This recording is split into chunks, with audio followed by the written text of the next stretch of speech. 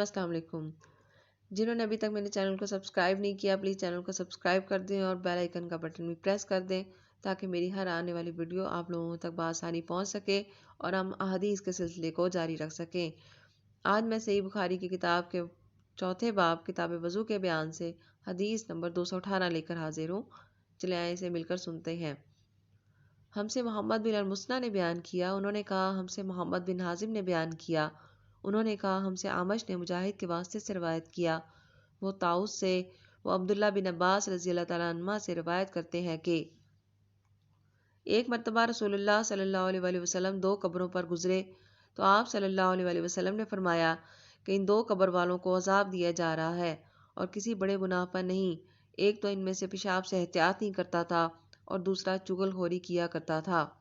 फिर आप सल्लल्लाहु अलैहि वसल्लम ने एक हरी टहनी लेकर बीच से इसके दो टुकड़े किए और हर एक कब्र पर एक टुकड़ा काट दिया।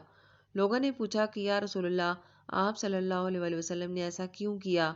आप सल्लल्लाहु अलैहि वसल्लम ने फरमाया, शायद जब तक ये टहनियाँ खुश्क ना हो इन पर अजाब में कुछ तखफीफ रहे। हदीस नंबर 219।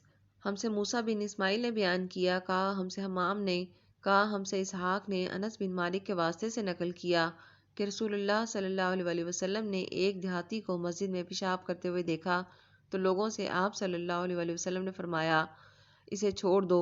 जब वो फारिग हो गया तो पानी मंगाकर आपने इस जगह बहा दिया। हदीस नंबर 220। हमसे अबुल यमान ने बयान किया, उन्होंने कहा हमें शुएब ने ज़ोहरी के वास्ते से खबर दी, उन्होंने कहा मुझे उबैदुल्लाह बिन अब्दुल्लाह बिन उतबा बिन मसूद ने खबर दी कि अबू हुरैरा रज़ियल्लाहु तआला अन्हु ने फरमाया कि एक अरबी खड़ा होकर मस्जिद में पेशाब करने लगा तो लोग उस पर झपटने लगे।